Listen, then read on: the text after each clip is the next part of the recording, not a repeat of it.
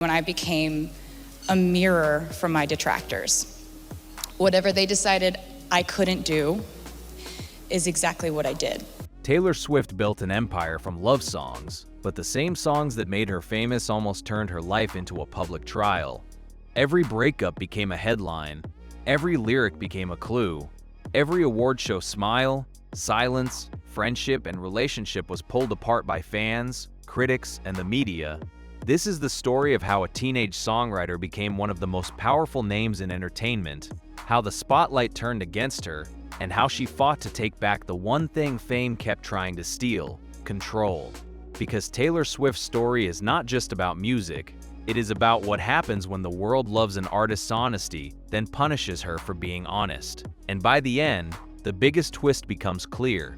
Taylor did not beat the spotlight by hiding from it. She turned it into a weapon. Chapter 1: The girl who turned feelings into power. Before the stadiums, the record-breaking tour, and the billion-dollar brand, Taylor Swift was a teenager trying to make people believe her feelings mattered. She was born in Pennsylvania, then moved toward Nashville with a clear goal. She wanted to write country songs, not just sing them, write them.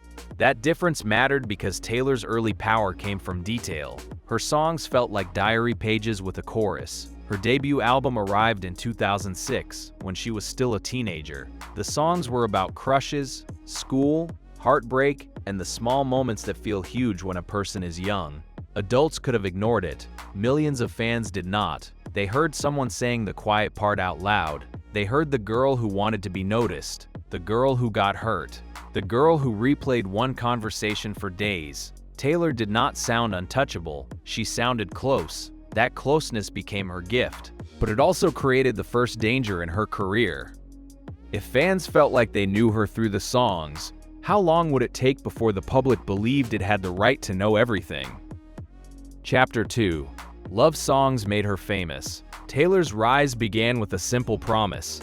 The feelings other people treated as embarrassing could become songs the whole world sang back. Songs like Teardrops on My Guitar, Love Story, and You Belong With Me gave fans a clear picture. There was the crush who did not notice, the romance that felt bigger than real life, the girl on the outside hoping someone would finally see her. Then Fearless made the story explode. Taylor was no longer just a country newcomer. She crossed into pop culture while still feeling like the girl next door. She was young, polished, emotional, and easy for fans to defend. Her songs made heartbreak feel cinematic, but still simple enough for anyone to understand. That is when the machine around her changed. At first, curiosity helped her. Fans wanted to know which moments inspired which songs. They studied lyrics, they watched interviews, they connected clues. It felt like part of the fun. Then the questions became sharper. The public stopped asking what the songs meant and started asking who each song was about. Taylor was no longer only the writer. She became a character people wanted to investigate. The same honesty that built her career was becoming a trap. And once the media saw how much attention that trap could get, the story around Taylor shifted fast. Chapter 3: The media turned her love life into a punchline. As Taylor became more famous, the conversation around her started to shrink. She was selling millions of records. She was writing hits. She was winning awards. But interviewers and headlines kept circling back to the same thing. Who was she dating? Who did she break up with? And which song was about which man? The joke became easy. Taylor writes breakup songs. Taylor dates for material. Taylor is too emotional. Taylor plays the victim.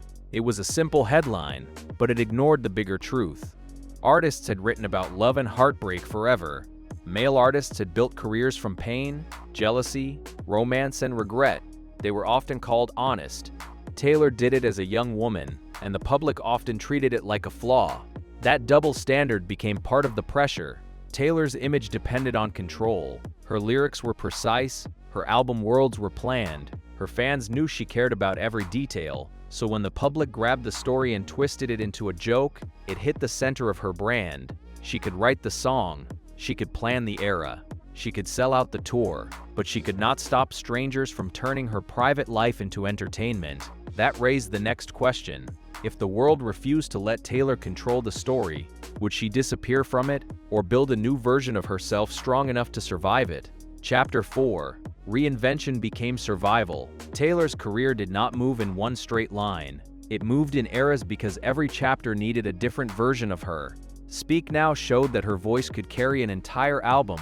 Red pushed her toward a bigger, messier, more emotional sound.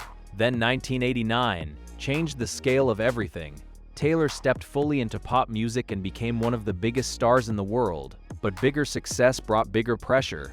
By the middle of the 2010s, Taylor was not just famous, she was everywhere. Her friendships were discussed, her public image was studied, her silence was judged, her statements were judged. Even her success became something people used against her. Then came the backlash. For many stars, that kind of public turn can break a career. Taylor answered it by changing the story again. Reputation arrived darker, sharper, and built around the idea that the old Taylor had been destroyed by the public version of her. It was not only an album, it was armor. Taylor understood something many celebrities learned too late. Fame is not stable. The public can praise a person one year and punish them the next. If a star cannot change, the image becomes a cage. So Taylor changed before the cage closed. She turned pain into songs, criticism into themes, and public judgment into a new era. But even that did not solve the deepest control problem in her career. Because while the world was debating her image, a much bigger battle was waiting behind the scenes. Chapter 5: The Fight for Ownership. The biggest turning point in Taylor Swift's career was not a breakup. It was a business fight. In 2019, Taylor publicly objected after the master recordings from her first 6 albums were sold as part of Big Machine's sale to Scooter Braun's company. For fans, it was shocking because those albums were not just old music. They were the sound of Taylor growing up in public. In the music business, masters are power. Whoever owns a master recording controls important uses of that recording and earns from it. For Taylor, those recordings carried her teenage years, her early fame, her mistakes, her growth, and the foundation of her empire. So the fight was not only about money, it was about memory. Taylor responded with a move that sounded almost impossible. She began re-recording her old albums. Fearless became Fearless, Taylor's version. Red became Red, Taylor's version. Speak Now, and 1989 followed. Fans did not treat the new versions like copies. They treated them like a vote. Each release asked the same question: who should own an artist's past? For Taylor's fans, the answer was clear. They chose her version.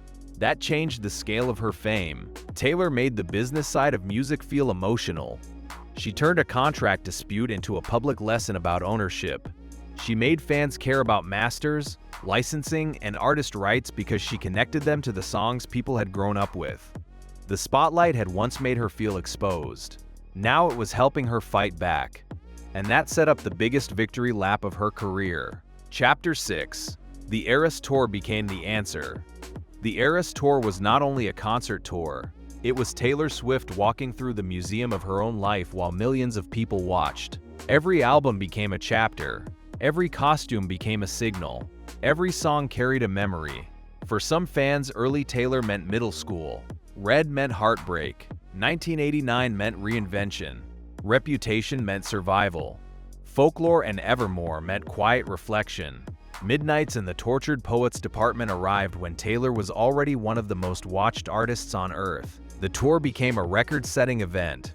It filled stadiums across countries and turned into a cultural moment far beyond music. Cities prepared for it. Fans traveled for it. The concert film became its own major event. But the real power of the tour was not the size. It was the framing. Taylor stood inside every version of herself that people had judged, mocked, loved, defended, and misunderstood. The country girl, the pop star, the villain in someone else's headline, the storyteller, the businesswoman, the artist fighting for her work. Nothing was hidden. Everything was placed in order. That is why the Eras Tour mattered. It made every chapter look necessary.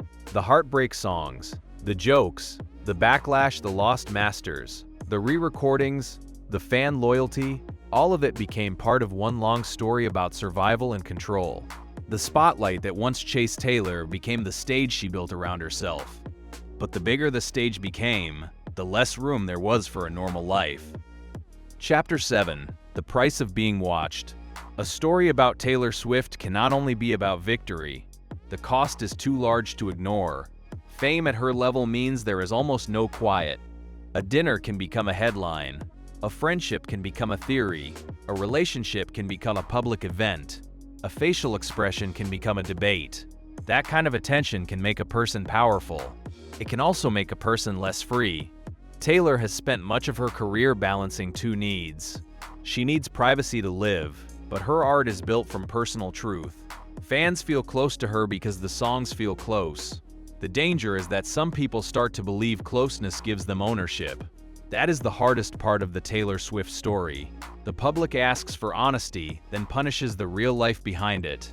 People want the songs to feel true, then pick apart every detail of the person who wrote them.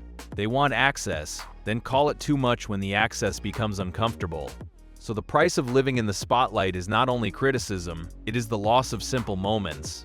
It is the pressure of being watched even when nothing is happening. It is knowing that silence can become a headline too. Taylor became one of the best artists in the world at using attention. But even for her, attention is never free. So why does her story still feel powerful instead of tragic? Because Taylor did not only survive fame, she found a way to make the public understand what was at stake. Chapter 8: Why Taylor's Story Lasts. Taylor's story lasts because it is bigger than music. It is about a young woman who was rewarded for being honest, then mocked for the same honesty. It is about a songwriter who turned heartbreak into a career, then had to fight to own the work that came from it. It is about a celebrity who learned that fame can build a castle and a cage at the same time. That is why fans stayed loyal. They were not only following songs, they were following a long fight for control. Control over the image, control over the story, control over the work, control over the past. By the time Taylor announced in 2025 that she had bought back her masters, the moment felt bigger than a business deal. It felt like the closing scene of a fight that had lasted for years. The girl who once wrote about being unseen had become one of the most visible people on Earth. But visibility was not the real victory. Ownership was. And that is the part of Taylor Swift's story that makes the title bigger than romance, gossip, or fame.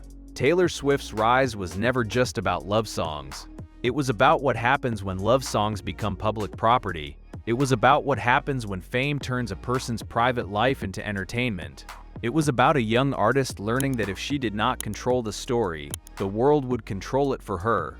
Taylor paid the price of the spotlight in headlines, jokes, backlash, and lost privacy. But she also used that spotlight to build something most stars never reach, a career where every chapter feeds the next one. The world tried to turn Taylor Swift's life into a story. She turned the story into an empire.